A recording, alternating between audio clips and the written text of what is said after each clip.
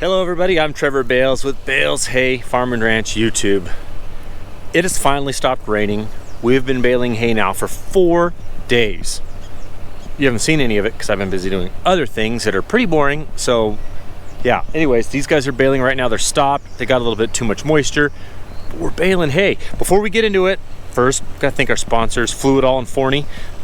Great things you should have in your shop. Man, Fluidall. Just changing oils. I mean, even at your house, like if you just have a couple cars, like that's, man, I love their products. And Forney, man, we were welding yesterday on the squeeze. I didn't YouTube any of it. It was just simple stuff like putting a ladder up the side of it. I like to be able to climb up and down it. We're using a Forney welder. It's a wire feed. It's kind of, I learned how to use I grew up on it with using a arc, so wire feed always throws me off a little bit, even though I think it's easier. I didn't learn that way. Anyways, let's take a look at this hay. This hay is older. I think it made it to 35 or close to 40 days old. It's not the color is not awesome on it, but it's got great leaf. They've had to stop running because of the moisture, so they're not, I doubt they're going to be steaming. But let's take a look at stuff. A lot of you are going to say, Trevor, that hay looks really, really good. And it does. It just doesn't have the bright greenness that I like to see. It's got a lot of off-colored hay in it. And when it gets old, it bugs out here. As it gets older, I mean, you can see the difference between these weeds and that yellowish hay. As it gets older, that happens. Some of it's from dew.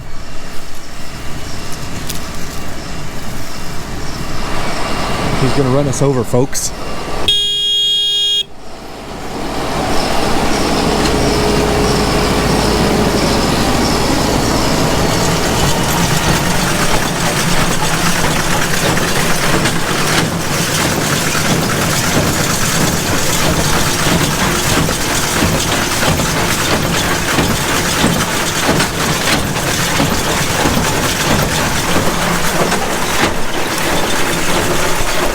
That PTO goes all the way underneath the steamer. It does not operate the steamer at all.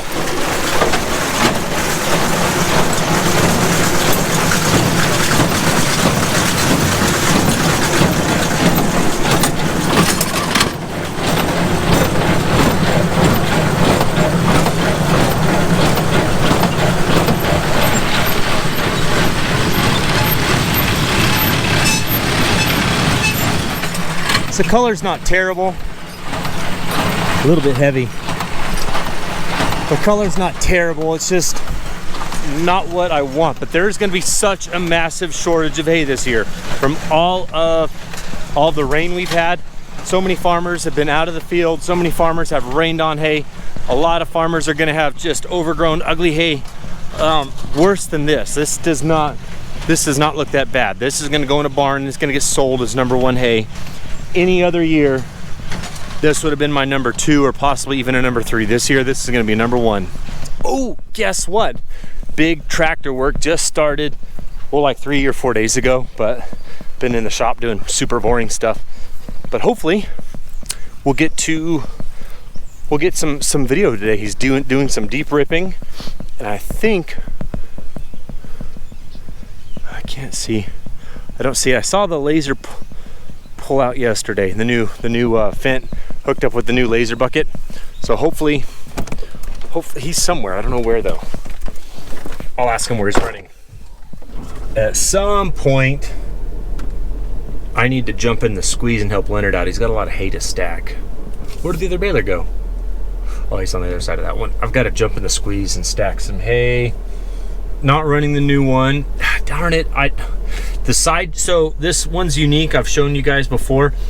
It's air, there's air, the handles are air driven. So you push the handle down to up or down, tilt, side to side, open, close.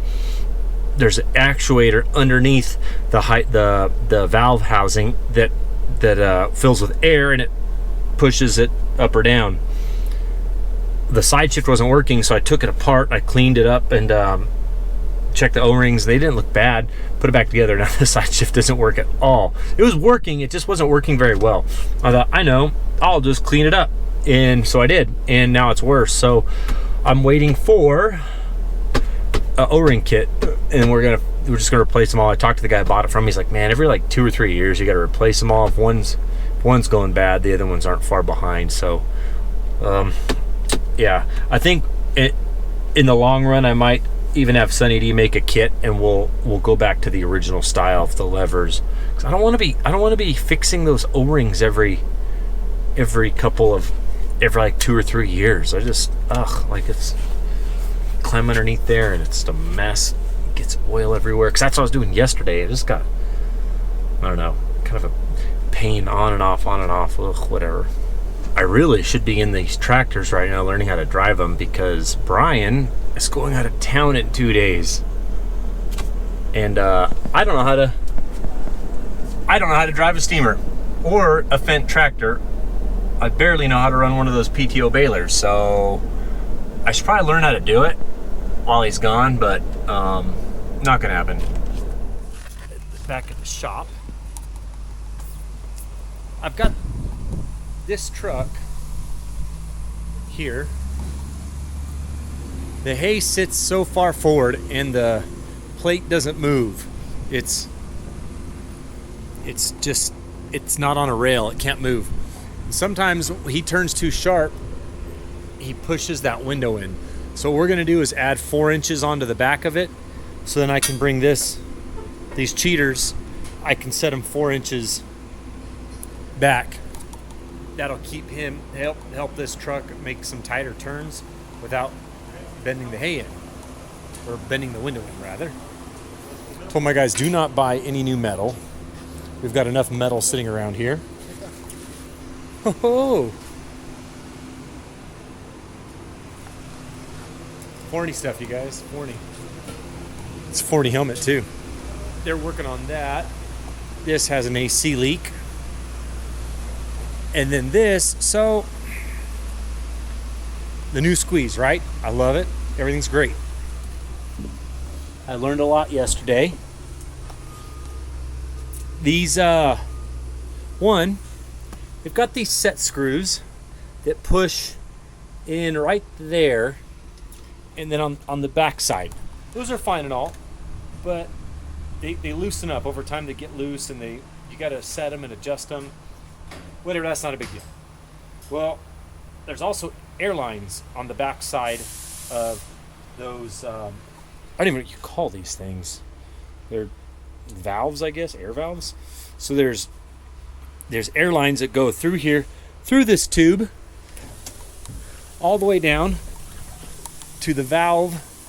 See all those airlines right there?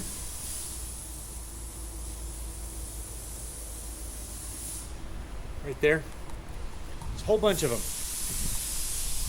Those go to the bottom of the valve body, the housing, and they control the up and down of the mast. There's two, three, I think there's 4 O-rings per plunger. It's like a plunger. Those go bad. When those go bad, they don't work. The side shift was just a little dirty. I pulled it apart and I cleaned it, put it back together, and it didn't work at all. So cleaning it did not help.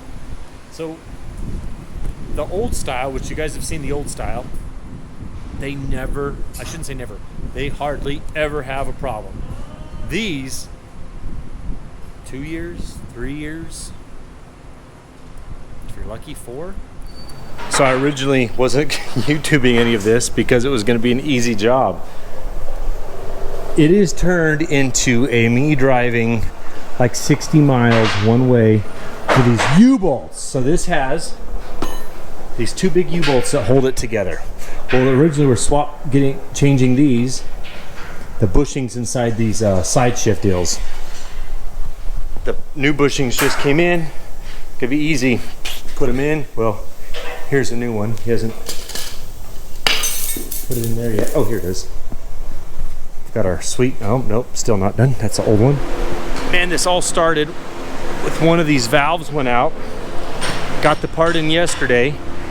It doesn't it doesn't fit exactly. So we robbed parts off of it to go on the new one. Chava put that in while I was running all over Phoenix, went to 4 different places, car accidents everywhere, holiday weekend, whatever. Here's this big, the part that clamps the hay, the rod that goes through it. Just quite a job, but it's just turned into a, right now I picked it up and that fell forward. So I got to try to back out of this without messing up my hydraulic rams. Anyways, this has just turned into much larger, more of a pain project than planned. There are these big U-bolts that they're the gap between the rod is 6.5 inches. The rod itself is 1 inch, and then from the bottom of the U to the end of the rod is 11 inches. So I had to go get them special made somewhere. But the tip of the rod is when they bend it on the die, it makes the tip further in.